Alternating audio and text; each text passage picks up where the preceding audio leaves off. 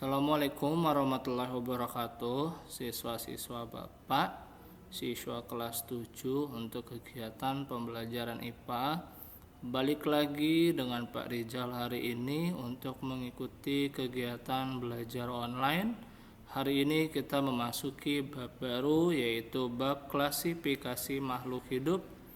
Silakan disiapkan buku catatannya untuk mencatat apa yang akan Bapak sampaikan pada pertemuan kita kali ini. Kita mulai dari materi yang pertama. Bismillahirrahmanirrahim. Anak-anak, yang kita pelajari yang pertama pada pertemuan kita kali ini yaitu mengenai ciri-ciri hewan dan tumbuhan. Sebenarnya ciri hewan dan tumbuhan itu ada kesamaannya. Kesamaannya adalah sama-sama makhluk hidup, sama-sama bergerak, sama-sama bernapas, berkembang biak, beradaptasi, peka terhadap rangsangan, dan mengalami pertumbuhan. Akan tetapi pada hewan ada ciri khusus yang hanya dimiliki hewan. Seperti hewan itu bisa berpindah tempat. Dia berkembang biaknya dengan cara melahirkan. Ada juga yang dia tidak bisa membuat makanannya sendiri. Dia bernapas menggunakan paru-paru, ada juga yang pakai insang. Dia mempunyai syaraf. Hewan itu tidak memiliki klorofil dan susunan organnya tetap. Sementara kalau pada tumbuhan, ciri khusus yang hanya dimiliki tumbuhan adalah tumbuhan itu tidak dapat berpindah tempat. Dia berkembang biak dengan biji, mampu membuat makanannya sendiri melalui proses fotosintesis. Dia bernapas menggunakan stomata, tidak mempunyai syaraf, memiliki klorofil, dan susunan organnya berganti-ganti.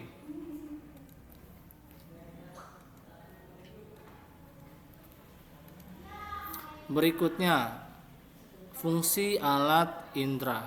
Alat indera pada manusia dan hewan itu berfungsi sebagai penerima rangsangan dari luar tubuh. Kita lihat yang termasuk ke dalam organ alat indera itu ada apa saja.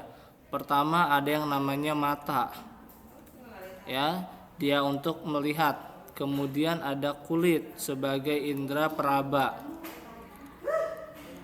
Ada juga telinga sebagai alat indera pendengaran. Lidah adalah alat indera pengecap, dan terakhir adalah hidung adalah untuk alat indera pembau, untuk mencium bau. Gitu ya, hidung.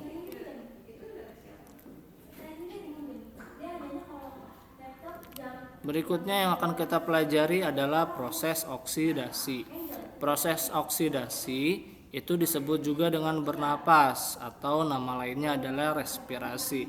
Proses oksidasi biologi. Oksidasi biologi itu pada makhluk hidup tingkat mutlak memerlukan oksigen, tetapi ada juga proses oksidasinya tidak memerlukan oksigen. Pada makhluk hidup tertentu seperti bakteri anaerob, dia mampu melakukan oksidasi biologi tanpa oksigen bebas. Ya. Kemudian kita mempelajari makhluk hidup prokariotik.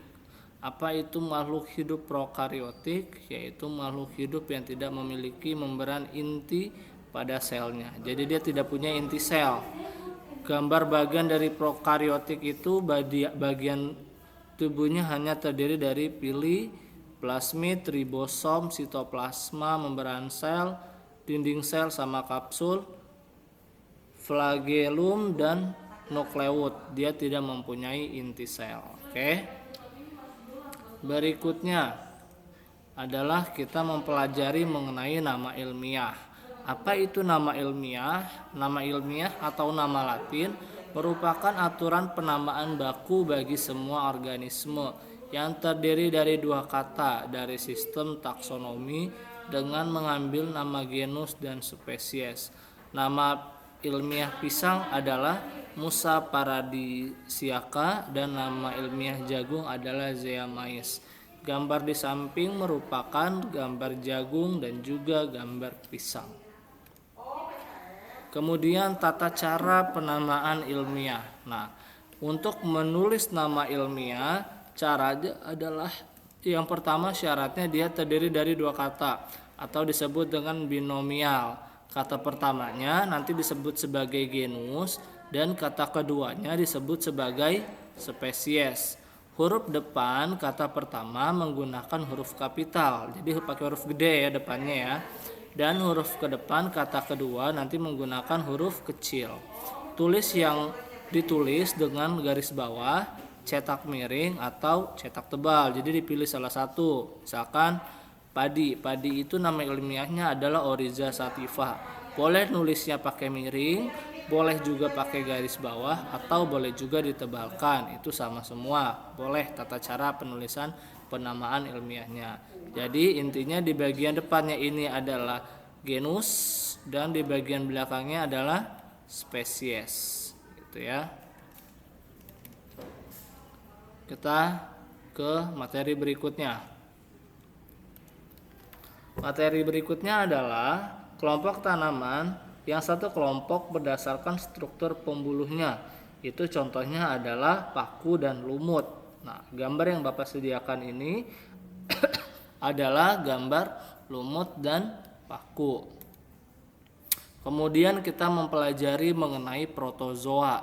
Protozoa itu adalah protozoa yang bergerak dengan kaki semu, itu disebut dengan pseudopodia, digolongkan ke dalam kelas rhizopoda. Nah, di gambar di samping adalah gambar dari penampang protozoa.